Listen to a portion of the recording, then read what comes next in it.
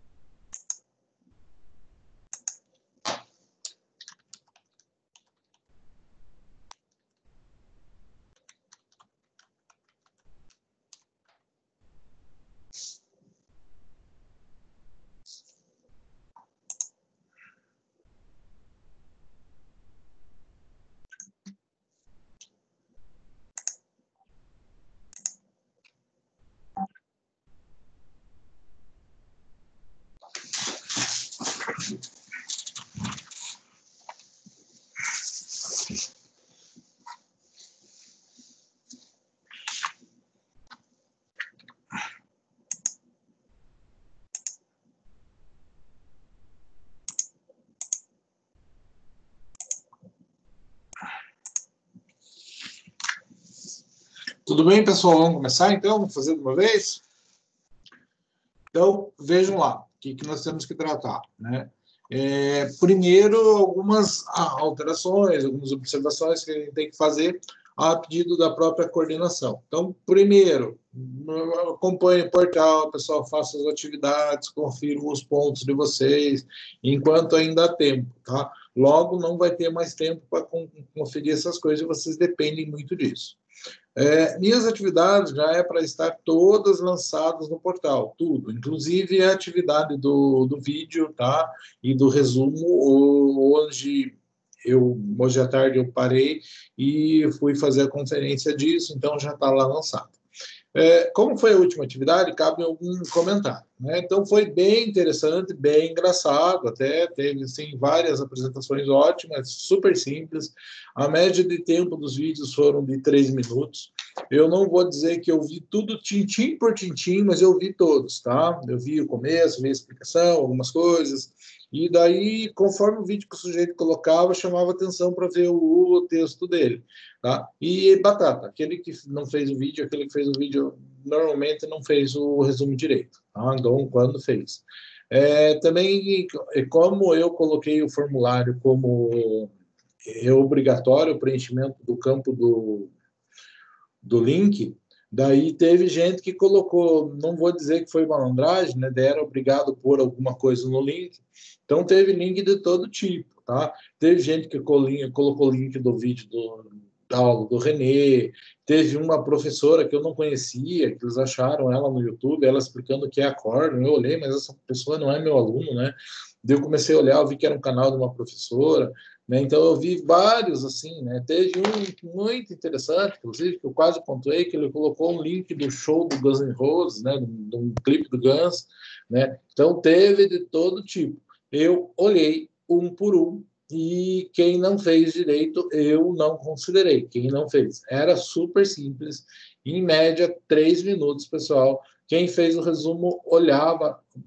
Claro que a maioria leu o resumo, mas não era esse o aspecto, era explicar realmente o que tinha sido feito. Então, eu considero que foi uma atividade muito válida, porque com essa atividade eu fiz vocês terem contato com uma acórdão, vocês tiverem que estudar esse negócio, resumir e me explicar. Com certeza vocês pelo menos leram um negócio desse até, para mim está ótimo, tá? Então, preencheu o requisito. Mas dentre outras coisas, uma atividade engraçada, né? Até teve um assim que, professor, tá difícil, não tá fácil, o pessoal aqui em casa não está me ajudando, já é a terceira vez que estou gravando vídeo, e assim por diante. Daí outros, com aquele ar de youtuber, assim, né? Aí, pessoal, tá muito engraçado, muito legal, assim, eu não vou divulgar os vídeos, mas dá vontade, é uma tarefa, assim, e eu rolo de rir, pessoal, é muito legal de ver as apresentações de vocês. Alguns mais formais, outros menos, né? Alguns com o telefone no colo, outros colocam o telefone no chão, parece que estão olhando para baixo, assim. Não sei como é que o povo consegue variar tanto, mas ficou uma atividade, na minha opinião, muito legal. Com isso, fecham os pontos, está tudo lançado as atividades no portal já de pontos. Eu acredito que no caso de vocês ainda sobrou um pouco de ponto. Eu inventei umas 2 atividades e passei ponto para todo mundo, ninguém pode reclamar. Eu acredito que por falta de ponto em atividade de sala de aula não vai poder reclamar. Eu tirei ponto só quem realmente não fez direito. Algumas pessoas que eu gosto muito não fizeram, tentaram passar o nó, né? Mas eu olhei, tá? Então tá ótimo, tá perfeito, não tenho o que reclamar. Espero que tenha para vocês, como não houve interação, como a gente está tendo aula à distância, não tem assim a mesma utilidade, não foi da mesma forma, mas particularmente foi muito interessante a atividade que a gente fez. Seguindo já, tenho que dizer que os pontos estão todos lançados, está tudo lá, o oficial 1 já está lançado, e eu acredito que eu não tenho nenhuma retificação para fazer da turma de vocês. Tinha uma, mas não era da turma de vocês. E então a gente passa por uma segunda fase. Vamos nos preparar para a prova. A prova já está marcada. Semana que vem nós não temos aula, por quê? Porque tem o CIJ. Independente de ter palestra ou não ter palestra no horário da nossa aula, as aulas são todas transferidas para o CIJ. Então, eu acredito que vai ter palestra neste horário, porque eu expliquei para a Cris que é um horário onde a gente tem bastante gente, tem bastante aluno assistindo aula. Pode não ser assim, bastante, mas nós estamos em 16 aqui agora, tá? Então, é considerável. Eu acho bastante gente e eu pedi para ela, então, vocês não vão ter aula comigo. Não tinha certeza se teria uma atividade ou não, mas eu pedi para ela, eu acredito que vai ser ir palestra no horário da nossa aula. Eu vou estar junto com vocês. Diga. 16 na tua aula, porque ontem eram 3 e 4, 3 e 4, e nunca passa disso. Ah, que legal, que legal. Então, quer dizer que na minha aula tem mais gente, que ótimo, que ótimo. Tá? Mas vejam lá, eu vou estar semana que vem assistindo junto com vocês as palestras, tá? Então, vamos ver o que vai acontecer. Para mim é uma situação até diferente, eu tenho até curiosidade, porque eu tenho sempre o contato de estar aqui assistindo, não assistindo, sempre falando, nunca assistindo. Então, eu até quero ver como é que esse negócio funciona. Tá? Não sei exatamente como é que é, eu não fechei, eu não tenho experiência de usar o Teams assim, desse outro lado. Né? Então, tomara que dê certo, mas a gente tem notícia assim, de vários cursos, vários lugares, várias instituições fazendo eventos, porque esses eventos precisam ser feitos, vocês têm que ter carga horária, tem que ter uma atividade diferenciada, né? E está todo mundo fazendo de uma forma ou de outra, assim, online. Então, deve ser legal, vai funcionar, vai ser diferente, né? Vamos ver como é que é, tá? Então, semana que vem é o CIJA, né? A aula foi transferida para o CIJA. Na outra semana, pessoal, tem as provas ligadas às interativas. A semana das provas interativas, por conta de vocês fazerem, normalmente vocês fazem 2, 3 disciplinas presenciais e umas 5 interativas. Então, eles precisam do tempo da semana normal, né, para fazer essas provas. Então, essa semana é dedicada a essas provas, não tem aula também, e daí na outra semana, que começa no dia 15 de junho, já é a semana da nossa prova, tá? Então, nós temos aula na terça-feira, dia 16 de junho, nós vamos ter a prova. Como que vai ser a prova, pessoal? Eu não sei como vai ser a prova das interativas, parece que as interativas vai ser uma outra plataforma que a instituição vai disponibilizar para vocês. Não sei como é que é, estou falando assim por alto que a Cris falou que ela também não sabia, tá?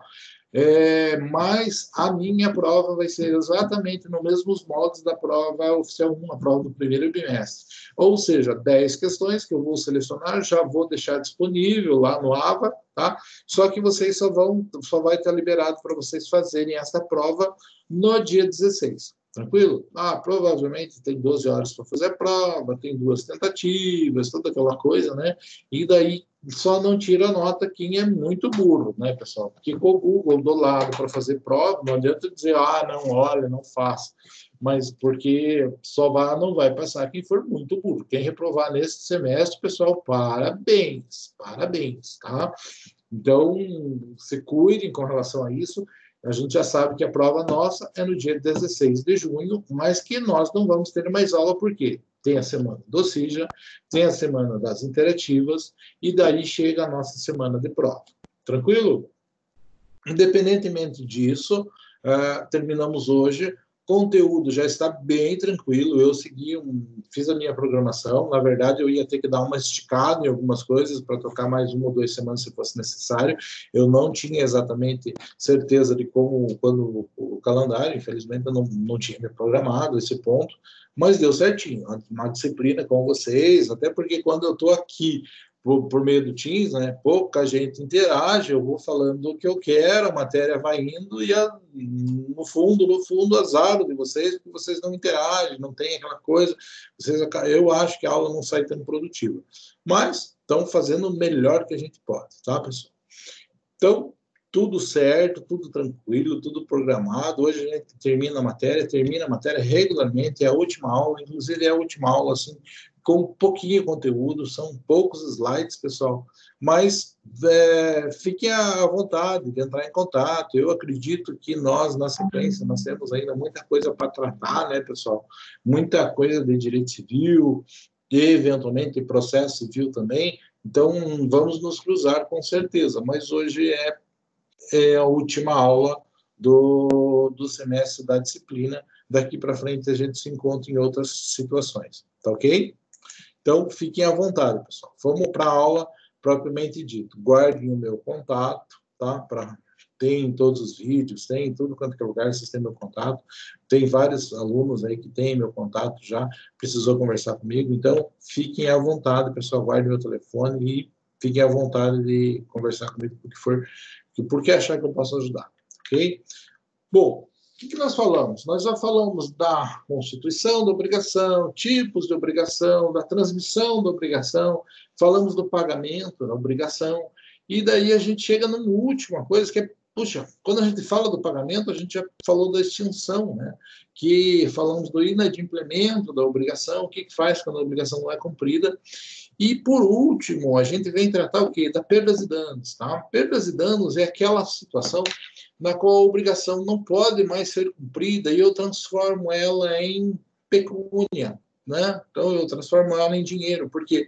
Porque em espécie, aquilo que eu dou preferência para receber, eu não consigo mais receber. Então, daí, como eu não consigo receber a coisa específica descrita na criação da obrigação, eu transformo aquilo em dinheiro, tá? Eu transformo aquilo numa indenização.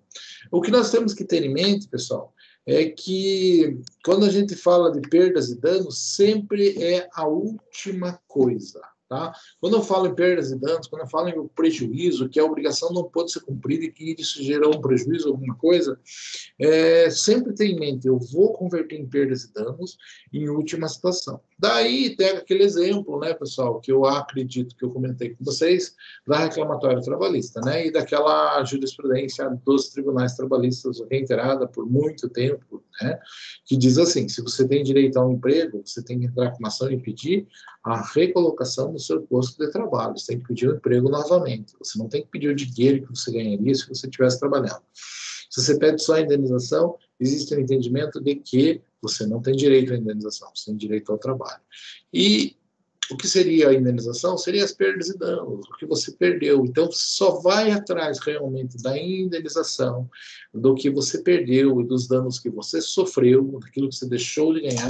E daí a gente entra no mérito de vários tipos de danos diferentes que podem existir, em último caso, ok? A última ratio, né? Aquela última situação, a última possibilidade que você tem, a gente vai converter isso em perdas e danos.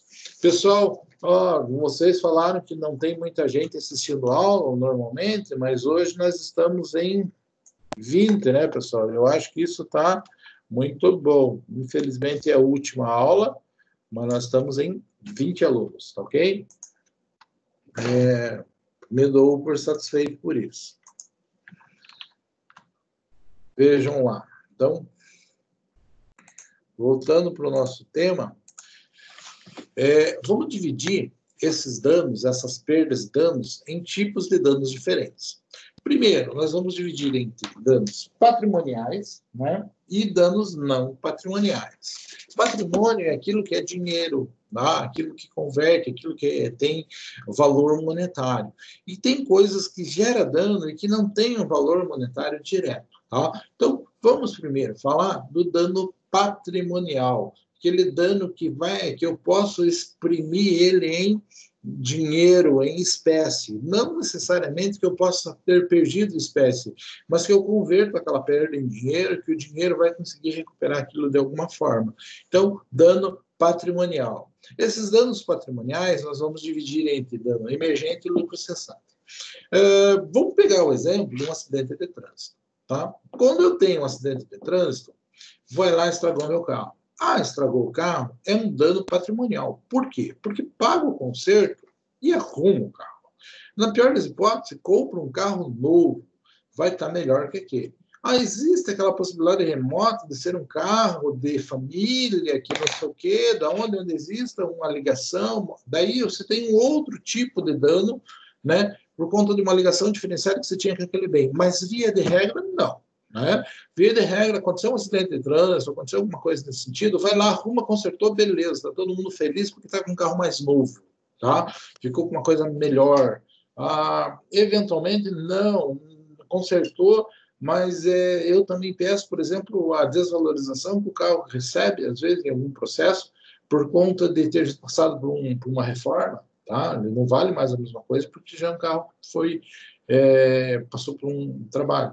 Mas tudo isso é dano patrimonial, é algo que tem a ver com dinheiro. Eu perco patrimônio, eu perco algo que eu trabalhei para construir ou que eu iria ganhar. Então, quando eu falo em dano patrimonial, eu estou falando diretamente em dinheiro, em uma coisa que pode ser expressa em espécie, tá? Em pecúnia. Então, é disso que nós estamos falando. Então, a primeira parte dos perdas e danos são os danos patrimoniais. Estes danos patrimoniais, pessoal, nós vamos dividir em danos emergentes e lucro cessante, tá? Dano emergente é aquilo que automaticamente eu perdi, tá? E lucro cessante é aquilo que, com o passar do tempo, eu vou perdendo, tá? Imagine um carro, né? Se eu uso o carro para trabalhar e eu sofro um acidente, com o acidente, o conserto do carro é dano emergente. Bateu, estragou, tem que arrumar, não tem como fazer uma forma diferente. Então, isso é dano emergente. Então, ele emerge, ele surge com o sinistro, tá? Automaticamente. E eu vou ter lucro cessante, que é quanto mais tempo eu ficar sem o carro, eu vou tendo prejuízo. Imagine que eu sou um motorista de Uber, né? Fiquei sem o carro, fico sem ganhar dinheiro. Imagine que eu sou entregador, imagine que eu uso o carro para trabalhar, e daí eu tenho que pegar um outro tipo de condição, tenho uma despesa, então eu vou aumentando o meu prejuízo com isso. Então eu tenho o dano emergente, que é aquilo que automaticamente surge com o evento, com o sinistro, com o ato ilícito, né? E tem o lucro cessante, que é aquilo que vai se acumulando enquanto a situação não se restabelece, enquanto é o estado em que a coisa estava anteriormente não é restabelecido, aquilo que a gente chama de status quo ante. Enquanto o status quo ante não é restabelecido, enquanto a coisa não é devolvida à situação em que ela estava antes da ocorrência do evento danoso, né, eu posso dizer que eu tenho lucro cessante. Duas coisas que andam juntos. Tá? A melhor forma de você visualizar isso é por meio de um acidente de trânsito, é por meio de uma indenização em função de um ato ilícito. Então, você vai ter ali andando junto dano emergente e lucro cessante. Isso são o quê? Isso são danos patrimoniais. Tudo bem? Então, danos patrimoniais, danos que afetam diretamente o patrimônio do sujeito. Ok? O que a gente tem na sequência, pessoal? A gente tem ainda perdas e danos, mas a gente sai da esfera patrimonial e a gente entra também na esfera extrapatrimonial. Então, existem danos diferentes, danos que não são ligados ao meu patrimônio. E esses danos, assim, vêm sofrendo uma certa renovação, né? Porque nós temos a criação de danos diferenciados, né? Não é coisa, nem tudo se reverte em dinheiro. Tem coisa que dinheiro não resolve, tem coisa que eu perco que não é o dinheiro. Tá? O cara vai lá, fala mal de mim, o pessoal acredita, aquilo vai pegar contra a minha moral, contra a minha pessoa. Então eu tenho um dano moral que não tem nada a ver com dinheiro. Tá? Então, pode ser convertido em dinheiro? Pode, é uma indenização, porque ele me causou um dano moral. Mas o dano moral não é patrimonial, é um dano que afetou a minha moral, a minha pessoa, aquele conceito que as pessoas têm na sociedade na qual eu vivo com relação à minha pessoa. Tudo bem? Então, nós sairmos da esfera dos danos eminentemente patrimoniais e temos também a previsão de danos extrapatrimoniais. Tá? Tem amparo constitucional, isso, pessoal, artigo 5º da Constituição, reconhece, tá, que existe dano patrimonial e dano extrapatrimonial, e que, inclusive, eles podem ser acumulados. Tá? E nós temos, assim, diversas espécies de danos extrapatrimoniais. Eu acho isso uma conversa assim, interessante, pessoal, e é uma coisa assim, bem diferente, foge um pouco da nossa disciplina, assim, apenas de direito das obrigações, porque envolve muita coisa e é algo assim que está no dia a dia forense, é algo que se reclama na Justiça do Trabalho, é algo que faz parte do dia a dia do Juizado Especial Civil. Qualquer pessoa que tenha uma vivência com um escritório de advocacia já pensou e já trabalhou com alguma espécie de dano. Tá? Exemplo aqui que está mencionado, que seria o exemplo, um acidente de trânsito. O sujeito foi atropelado. Quando ele é atropelado, tem um dano emergente, que é o quê? O custo com o hospital, o custo com remédio, o custo com um monte de coisa. O tempo que ele fica hospitalizado, pessoal, ele fica sem poder trabalhar. Ele tem, digamos que ele é um autônomo, ele fica sem receber, tem lucros cessantes. Né? Esse lucro cessante, pessoal, vai muito além da discussão. Mas só vai ter direito se ele for autônomo. Por quê? Porque se ele for registrado, ele recebe do INSS, mas não recebe o mesmo valor, pessoal. Tá? Eu tenho, assim, ações, eu devolvo muito para a empresa. Tá? Então, imagine, né? Vamos pensar naquela situação em que o sujeito sofreu um acidente, né? E aquele acidente ele ficou sem poder trabalhar. Imagine, vamos pensar na serraria, o cara foi lá, perdeu um dedo. E daí ele fica sem poder trabalhar corretamente, pode ter uma redução na capacidade de trabalho, ele entra com uma ação e diz que aquele pedaço da mão impossibilitou ele trabalhar e por causa daquilo ele ganha menos. O sujeito tinha 40 anos quando aconteceu isso e faz uma conta que ele ia se aposentar com 65 anos. Daí, esses 25 anos, eu tenho que pagar uma pensão complementando a remuneração dele. Isso é lucro cessante? Uhum. Mas ele continua trabalhando, ganhando a mesma coisa. Não ganha a mesma coisa, ganha diferente. Tá? Isso existe. Tá? Eu tenho situações, por exemplo, de lucro cessante, pessoal. A família entra com uma ação de indenização por dano moral, porque o parente morreu, né? E entra com um pedido de indenização por lucro cessante, porque aquele sujeito ia trabalhar a vida inteira, ele mantinha a família. Tá? Então, uma indenização até quando ele se aposentar. Acontece? Acontece. Tá? Eu atendo casos aí de onde tem problema com morte, pessoal que trabalha na rodovia, motorista. Então, infelizmente, a morte no ambiente de trabalho em algumas atividades é comum, e hoje eu tive várias situações relacionadas a isso. E o pessoal reclama esse lucro cessante entre o data do evento morte até a data que o sujeito ia se aposentar. Tá? Quanto tempo ele viveria, qual seria a vida útil dele e quanto tempo ia ganhar. Eu uso, daí esse não é um processo que eu tenho. Para limitar, pessoal, eu uso um julgado da Justiça da Civil de São Paulo, onde um sujeito atropelou um juiz de direito, pessoal. E a família do juiz de direito entrou com um pedido de indenização, dentre outras diversas coisas, inclusive pelo lucro cessante. Agora, imagine, você ser cobrado por um cara que tem aí 40 anos de idade, até ele fazer 65, vamos imaginar assim, por 25 anos, o salário do magistrado. Né? Imagine qual é o valor milionário, as ações que eu tenho, que atendendo o peão que trabalha na rodovia, a gente faz acordo em 300 mil, 400 mil reais. Imagine este processo onde envolveu um juiz de direito, quanto não valia, quantos milhões seriam.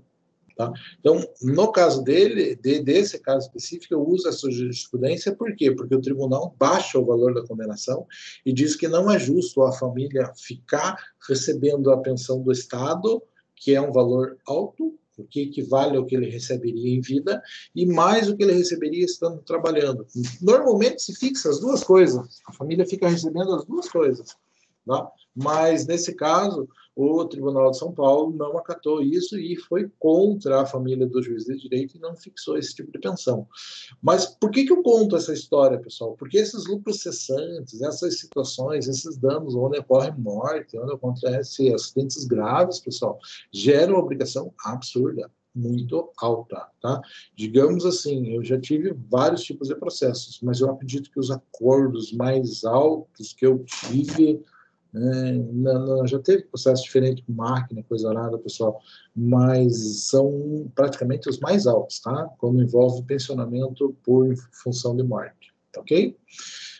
Então, aqui um exemplo, dano emergente, o que gastou com o hospital. Lucro cessante, o que ele deixou de ganhar trabalhando. E dano estético, imagine que é um acidente, ele foi atropelado, teve uma cicatriz no rosto.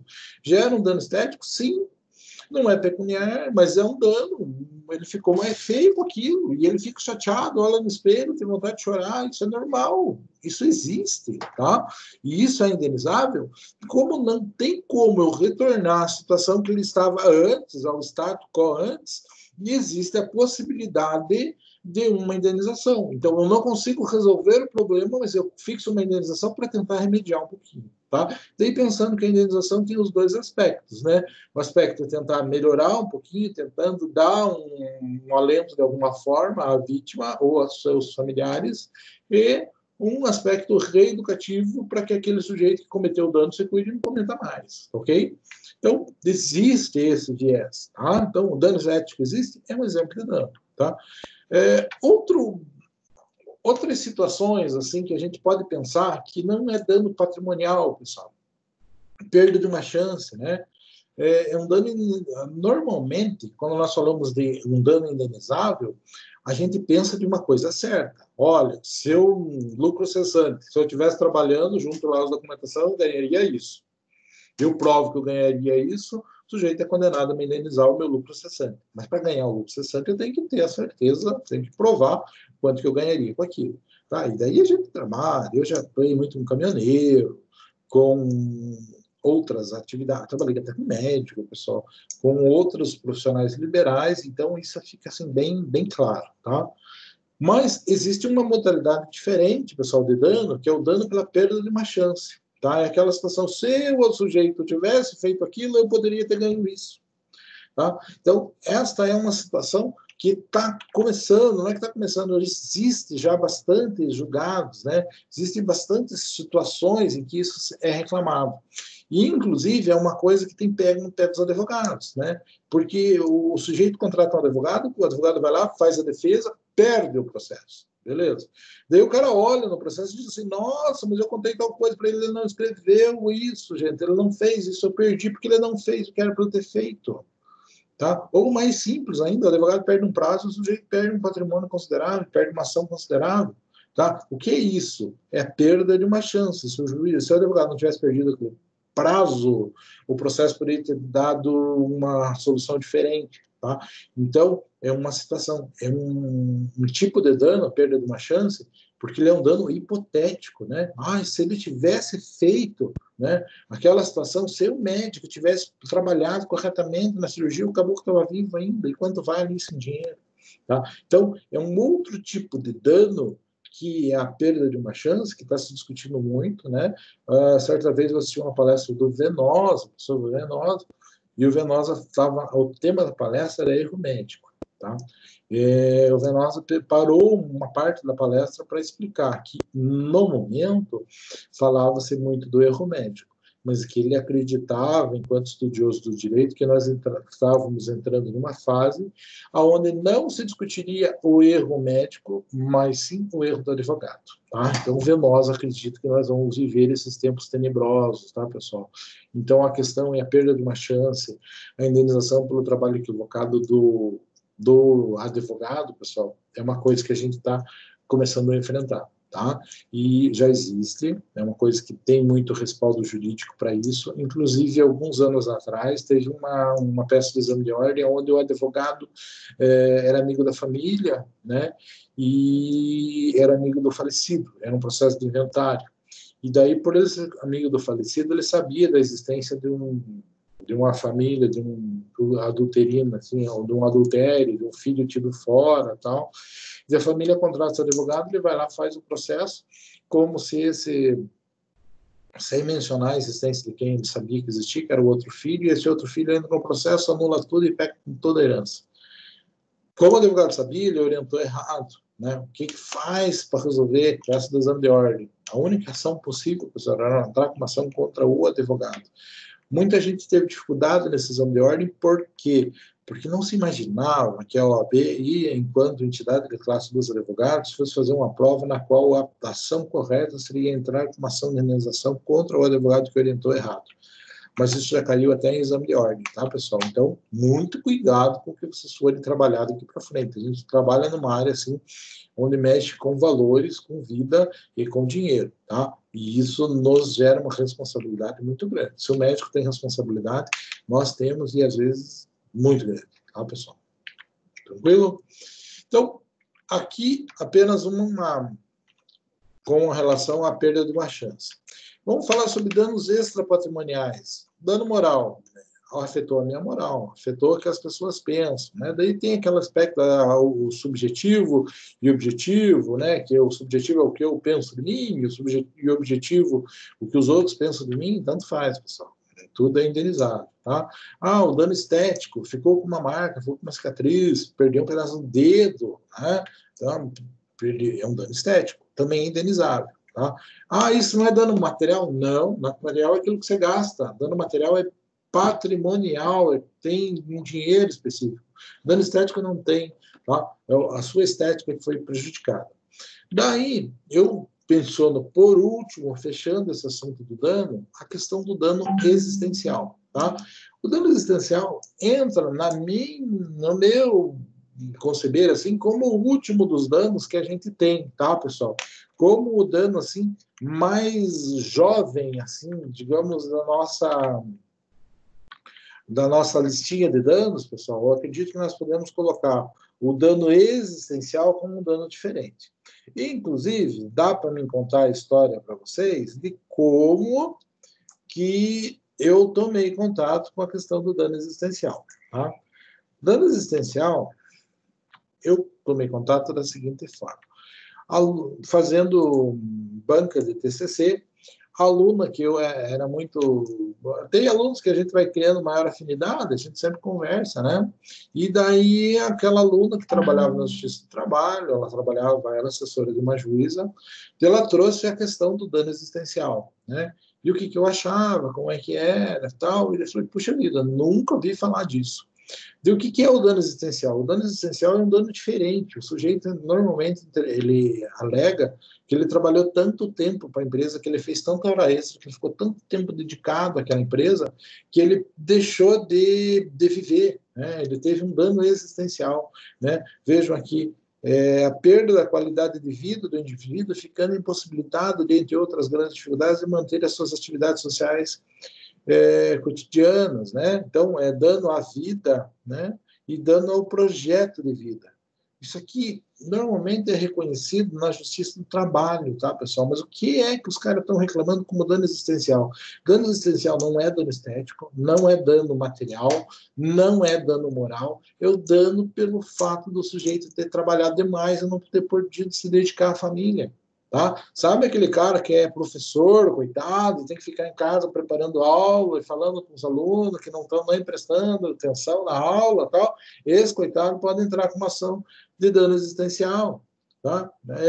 Esta é uma brincadeira, né? Mas quem entra com essa ação normalmente é bancário, pessoal. Aquele pessoal que tem metas absurdas, que tem que trabalhar um monte, eventualmente tem algum bancário, alguém que vai lembrar, nossa, mas eu tenho que ficar lá 10 horas dentro da empresa, eu tenho que trabalhar direto, tenho que ficar preocupado com isso, vou para casa com o telefone e fico discutindo com meus colegas, tal. Isso é o quê? É perda de qualidade de vida, é perda de tempo, é dedicação de um tempo muito grande, você perde a oportunidade de fazer um monte de coisa na sua vida. E isso está sendo chamado hoje como dano existencial, está sendo reconhecido pela Justiça do Trabalho, pessoal, e é um dano que também é indenizável, tá? Que não tem como eu restabelecer isso que ele perde, isso que ele deixa de fazer na família dele, com a vida dele, e por conta disso acaba sendo transformado em uma indenização. Tranquilo? Então, dano existencial. Eu conheci com uma aluna que estudou para fazer um TCC e fez um trabalho fantástico. Na época, eu achava que dano existencial não existia. Para mim, dano existencial era uma variação do dano moral. Nada a ver. Tá? Assim como o dano estético não tem nada a ver com dano moral. Dano moral é aquilo que as pessoas pensam em mim. Estético, estragou a minha estética. Tá? Um dano, sim. O dano existencial estragou a minha possibilidade de viver, o meu projeto de vida, o tempo que eu poderia ter dedicado aos meus filhos. Isso é dano existencial. E com certeza ainda vão existir muitos danos, existem já outros danos que eu nem conheço aqui agora para mencionar para os senhores, tá? Mas isso é dano. Dano que tipo? Dano extrapatrimonial, não tem um valor. A gente atribui um valor para penalizar e tentar restabelecer aquilo de alguma forma para quem foi ofendido, mas não tem dinheiro, tá? Está sendo convertido em dinheiro para tentar penalizar e dar uma, digamos assim, restabelecer, dar alguma coisa para tentar ajudar o sujeito que sofreu o dano. Tranquilo? Então, dano patrimonial e dano extrapatrimonial. que mais nós temos, pessoal? Daí, a gente sai dessa seara, eu, se não me engano, e a gente começa a falar em outras coisas, quando atinentes a perdas e danos. Tá? Daí, muito mais simples. Por exemplo, falamos de dano. Dano é tudo que eu perco, seja patrimonial ou extrapatrimonial. Quando eu perco alguma coisa, quando me é devido alguma coisa, eu tenho direito que aquilo seja devidamente corrigido. Então, daí eu vou ter correção monetária, né, que é uma coisa... Qual é a função da correção monetária, pessoal? A função da correção monetária é fazer com que R$100 hoje, daqui a 3 anos, quando o sujeito me pagar, compre a mesma coisa que os R$100 compra hoje, né? Então, hoje, daqui 3 anos, quando ele vai me pagar, para pagar a mesma coisa, não pode ser 100 anos. Vai ter que ser uns 115, uns 120, e para conseguir comprar a mesma coisa que ele compra hoje. Então, a correção monetária é corrigir o poder de compra daquela importância em função do decurso do tempo. Isso é correção monetária. E daí você tem inúmeros índices, inúmeras situações. Hoje ainda um aluno me perguntou, professor, como é que faz para corrigir uma calção de aluguel? Ele falou, não está escrito no contrato? Ele falou, não está. Ele falou, então vamos dar uma olhada na jurisprudência. A jurisprudência, a maior parte falava em poupança. Beleza.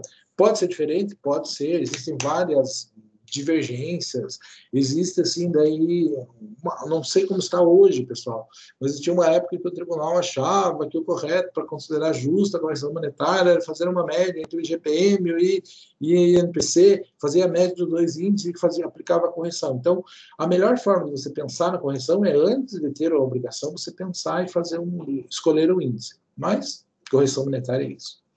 Nós estamos falando do quê? De juro. O que é juro? Juro é remuneração do capital. Tá? Então, se eu tenho R$1.000 hoje, teoricamente eu invisto em alguma coisa, aquilo vai me dar lucro.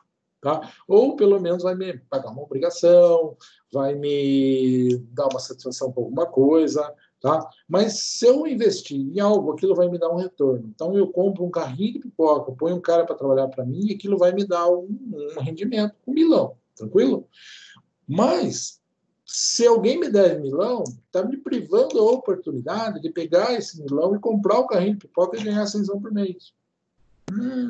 Então, o juro é o que eu digo assim, quando alguém deve dinheiro para alguém, é devido juro, por quê? Quando aquela situação é ilegal? Porque tem que ser remunerado aquilo que o juro poderia responsabilizar. Então, vamos dizer assim, o juro é quase que um lucro cessante, pessoal. O que é o lucro cessante? Se eu estivesse trabalhando, eu estava ganhando. Se eu tivesse com dinheiro, eu estava aplicando dinheiro, eu estava ganhando alguma coisa. Então, digo que juro, a definição dele é juro é remuneração do capital. Tá? E se eu tivesse aquele capital disponível, eu estava reutilizando aquele capital e aquilo estaria me trazendo, de alguma forma, um retorno. Então, juro é isso, pessoal. Por isso que juro e correção monetária são coisas exatamente diferentes.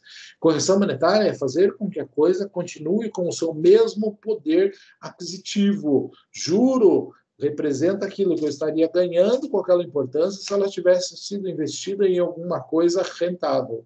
Tudo bem? Então, juros e correção monetária. Tá? Obviamente que quando eu vou falar em perdas e danos, eu tenho que ver a data em que o evento aconteceu e vou calcular, digamos assim, vou calcular correção monetária e os juros da situação. Normalmente, quando a gente entra com uma ação, pessoal, não considera-se assim. Correção monetária, desde a data do evento, juro desde a data da citação. Tá? Eventualmente, estou discutindo um contrato, o contrato já vai prever qual é a taxa de juros aplicável, qual é a correção monetária aplicável. Então, temos que ter em mente, perdas e danos vai compreender correção monetária do valor e vai depender, a partir de determinado momento, na aplicação dos juros. Juros ali, frutos civis, ou seja, assim como o aluguel é o fruto civil do imóvel, tá? Eu vou dizer que o juro é o fluxo civil do capital. Tudo bem? Né? Juro convencional, aquele que as partes estipulam. Juro legal, que vem diretamente da aplicação da lei. Juro simples, aquele que não é composto. Não vou entrar no pormenor de explicar para vocês o que é juro simples e o que é juro composto. Juro simples é 10 meses, 10%, 100% de juro, faça a conta. Juro composto é, cada mês, você vai aplicando a taxa e o mês seguinte você vai aplicar sobre os juros do mês anterior e assim você vai ficando em valores muito mais altos. Então, quando o juro é composto, eu calculo juro sobre juro. Fica muito maior o valor. Juro simples, eu somo o percentual e conto tudo de uma vez só. Tá? Normalmente, juro composto. Banco é juro composto, tudo é juro composto. Pessoal. Muito raramente se usa juro simples. Moratório é devido pelo descumprimento de uma obrigação. Então, a obrigação tinha que ser cumprida. Quando nós falamos em inadimplemento parcial, né, aquele inadimplemento absoluto é aquele que a coisa não pode ser mais cumprida. O inadimplemento parcial, né, é aquele que a coisa não foi cumprida no momento certo, mas ela pode ser cumprida posteriormente. Nesta situação, quando tem a previsão de juros, nós falamos que esses juros são juros moratórios. Tá? Juros compensatórios ou juros remuneratórios são devidos porque o sujeito ficou privado daquilo e a gente tem juro remuneratório ou juro compensatório. Isso é aquilo que se enquadra mais no que a gente tratou no slide anterior, são os frutos civis do capital. Tranquilo? Título de curiosidade, pessoal. O STJ entende que juros moratórios, a partir de 2002, se não fixados, os legais são de 0,5% ao mês. Né? Anterior ao Código de 2002, era 0,5% ao mês. Após o Código Civil de 2002, aplica-se a taxa Selic. Tudo bem? Então, bem objetivo isso, tá, pessoal? Só a título de curiosidade, realmente. Não vou considerar que vocês precisam disso para o seu dia a dia. Tá? Cláusula penal.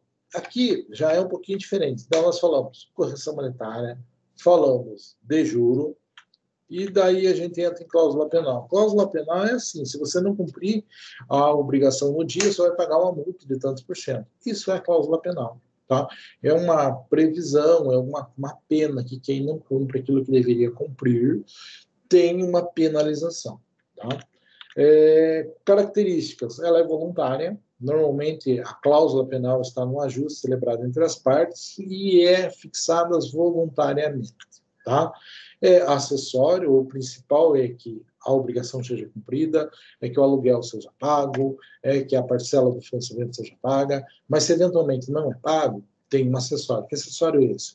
Juros, correção monetária e a multa. Tá? Inadimplemento culposo. Só vai ser responsável pelo pagamento de multa se for culposo. Se o sujeito não tinha culpa, ele não é obrigado a pagar multa. Então, como assim, professor? Então, era para pagar no dia 10. Se o sujeito não pagou no dia 10 e tem uma justificativa para não ter pago no dia 10, não tem culpa disso, não é justo cobrar a multa dele. Nós não falamos aí o exemplo de que com a pandemia o shopping ficou fechado e daí o pessoal não queria pagar o condomínio porque achava que não era justo, entrou com ação e ganhou pelo menos as liminares saíram. Qual que é a ideia? O inadimplemento não era culposo, pessoal. Não vou pagar por uma coisa que eu não usei e eu não tenho culpa nenhuma de não ter usado. Tá? Então, esta é a regra. Quando nós falamos de cláusula penal, só incorre na cláusula penal quando o sujeito tem culpa por não ter feito aquilo. Então, eu tinha que pagar no dia 10. Não pago, se eu não tenho uma justificativa, incorre em multa. Se existe uma justificativa, se não estava disponível, se no dia aconteceu alguma coisa diferente, se o credor não forneceu as informações corretamente. Tá? Na Justiça do Trabalho, pessoal, eu fiz muitas audiências na Justiça do Trabalho, muitos acordos. E existe uma preocupação grande com relação a isso. Porque às vezes você faz o acordo, o advogado vai lá e fixa a conta dele, a conta dele não dá certo, não consegue fazer o depósito, daí você tem que provar que você tentou fazer e não conseguiu. É um problema, tá, pessoal? Então, inadimplemento gera obrigação à multa quando ele é culposo. Por que na Justiça do Trabalho dá bastante problema? Porque lá é normal fixar multa de 50%, dependendo do valor do acordo, 100%.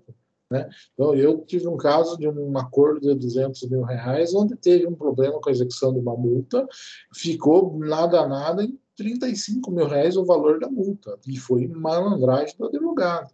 Né? Então, muito cuidado com relação a isso. Tá? A multa, a cláusula penal, tem duas funções. Primeiro, compulsória, né, fazer com que seja cumprido, e outra, indenizar. Não cumpriu, vai indenizar o prejuízo que causou. Por quê? Porque o credor estava esperando receber aquele dinheiro naquele dia.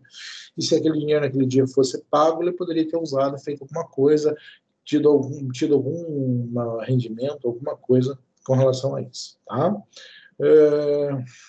Pode ser em pecúnia, como em outra coisa. Então, pode ser pagar em espécie, pode entregar outra coisa? Pode. A multa é fixada com um acordo num contrato, normalmente, pelas partes, e vai prever aquilo que a gente quiser. Cláusula penal pode ser compensatória, né? Quando, não pagou no dia, vai me gerar um prejuízo. E daí eu digo que ela é compensatória quando ela visa suprir este prejuízo. Né? É o exemplo do artista contratado para se apresentar no concerto musical e não aparece. Não aparece, tem uma multa, vai ter que pagar o valor dessa multa. Tá? Multa moratória, simplesmente quando prevê ali, não pagou na data correta, vai ter um valor. Então, vai ser uma coisa um pouco diferente que vai tentar suprir isso. A lei não diz exatamente o limite da multa moratória, mas em alguns pontos a legislação e em situações específicas ela faz isso. Por exemplo, pagamento em atraso de taxa condominial. O 1336 do Código Civil diz que a multa não pode ser superior a 2%. A multa máxima em contratos de consumos, de acordo com o artigo 51 do Código de Defesa do Consumidor, não pode ser superior a 2%. Professor, o meu contrato aqui está dizendo 20%. Nesses casos? Não é. Então, não tem lei específica? Não tem. Pode? Pode. Infelizmente, pode. Tá? Então, muito cuidado com relação a isso. Agora, para nós estarmos falando com relação a isso, nós temos que pensar também que tem que ser um contrato no qual não cabe o Código de Defesa do Consumidor. Então, um contrato com o banco, cabe o Código de Defesa do Consumidor. Aonde que não cabe? Contrato em que eu comprei um carro do meu vizinho, com situações diferentes, tá, pessoal? Então, muito cuidado com relação a isso, e existe limitação, não muita, mas considerando que existe dentro do Código de Defesa do Consumidor, a maioria dos contratos que a gente celebra acabam sendo dentro do Código de Defesa do Consumidor. Tá? Claro, envolver o particular não cabe, mas dá para a gente ter uma ideia do que pode ser reclamado. Tá? Por final, pessoal, eu tenho para falar para vocês de uma situação chamada arras ou sinal. O arras ou sinal, o último ponto da nossa apresentação aqui, o que é aquela coisa, né? Então, veja, ele tem função de concluir o contrato, né, e assegurar o cumprimento pontual da obrigação. O que quer dizer isso? Quando eu dou o sinal, eu estou concluindo o contrato, não quer dizer que ele acabou. Eu estou dizendo que eu realmente tenho interesse, realmente quero comprar. Tá? Eu vou lá e encomendo um carro na concessionária, né? Eu quero que a fábrica faça, né, digamos lá, um Uno vermelho, rosa, né, que eu saia de fábrica desse jeito. Então eu vou lá e faço a encomenda. Para formalizar isso, eles tem que dar uma entrada, tem que dar um sinal. Então, para formalizar o contrato, nós dizemos que é muito comum que exista o sinal, que exista o arras, tá? Então, quando a gente diz assim, concluir o contrato, é formalizar que ele foi realmente feito, não quer dizer que toda a obrigação foi cumprida, porque eu só dei o sinal, não paguei tudo, e os caras normalmente não me entregaram bem ainda, tá? Então, o contrato está longe de chegar ao seu termo, que seria o fim, mas ele está concluído no aspecto de que foi fixada a obrigação pelas partes. Tá. Então, concluir o contrato com um arras ou sinal quer dizer formalizar o contrato. Cada um assumiu a sua obrigação e deu um sinal ainda demonstrando isso. Outra situação, quer dizer assim, normalmente quando é dado sinal arras, se aquela parte não vai à frente com o contrato, ele normalmente perde o sinal ou perde o arras. Por isso que a gente diz que ele pode ter a função também como incentivo a ser pontual, né, para que ele seja confirmatório da obrigação e também uma penal no aspecto se o cara não pagar, ele perde. Tá? Então, isso faz parte da natureza do sinal ou do arras. É aquela situação, eu pago para dizer que realmente eu quero aquele negócio, eu fecho o negócio pagando sinal. Agora, se eu não cumpro o resto das obrigações, eu perco isso. Tá? Isso é uma questão de penalização e também é uma forma de me forçar a cumprir a obrigação para que eu não perca essa prestação já dada. Tá ok? Entendemos isso, pessoal? Vejam, isso aqui fecha o nosso conteúdo, né? Fecha mesmo, não estou aumentando nem diminuindo, não estou falando nada, pessoal, realmente fecha.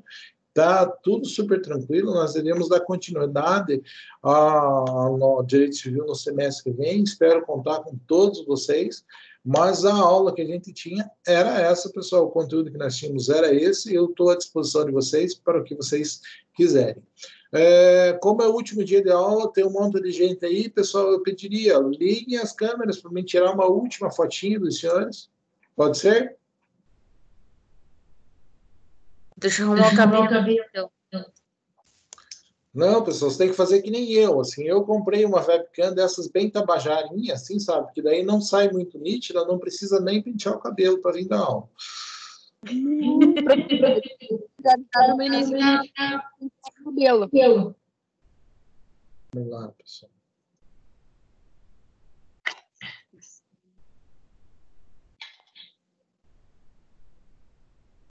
Bom, falando novamente, foi muito divertido ver os trabalhos, pessoal. Os vídeos de vocês realmente não foi todo mundo que apresentou, teve muitos que apresentaram muito bem, mas teve alguns assim que apresentaram bem, mas também conseguiram ser muito engraçados, assim, sabe? Então, pessoal, é uma atividade divertida, ok? Professor, Diga. O senhor conseguiu acessar ele? O qual quem? É o Carlos. Eu acredito que sim, pessoal. Eu fechei, foi um formulário que eu fechei, pessoal, e eu pedi, inclusive, para que vocês recebessem a devolutiva, tá? Então, eu fiz isso e eu liberei, logo antes de começar a aula agora, eu passei lá, eu liberei, cada um de vocês deve ter recebido um e-mail falando sobre isso. Também já está lançado lá no AVA, né? Você já deve ter acesso à nota lá. Tranquilo? Mas sem dificuldade. Eventualmente, professor, não concordo, não gostei, fala comigo, eu dou uma analisada novamente e a gente corrige se tiver algum problema. Tudo bem, pessoal? Beleza, então. Mas, basicamente, é isso. O que vocês precisarem de mim, fique à vontade. E, no mais, está todo mundo dispensado. Tranquilo? Obrigado. Obrigado. Obrigado, professor. Boa noite. Espero Boa, Andressa. cuido aí mesmo para aula desse jeitão diferente. Tá, pessoal? Valeu, professor. Valeu. Já. E terminou o semestre. Só a prova agora. A prova agora. É nóis. Eu também, assim, estava esperando dar aula mais umas 2 semanas aí, preocupado com o conteúdo, né? Mas acabou realmente, conseguimos fazer tudo o que precisava.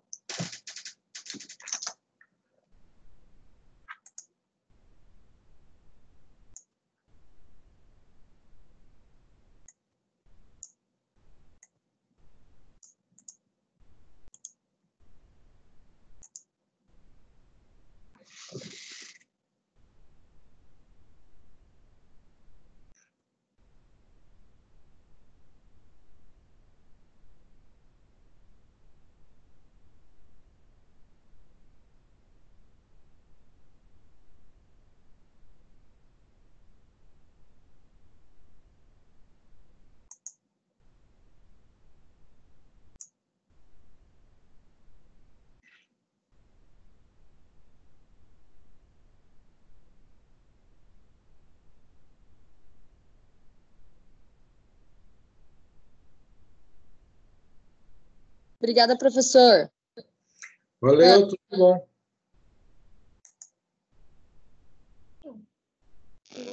Boa noite, professor. Boa noite. Tudo bom. Obrigada. Queria te matar com aquele vídeo. Eu quase morri para fazer aquele vídeo. Olha, quando é em sala, eu até levo para vocês darem uma olhada. É muito divertido. Só é muito divertido. Não leve o meu na sala, professor. Eu mato você, eu juro. Então tá bom. Mas valeu, professor. Obrigado, tá? Tá, tchau, tchau. Tchau.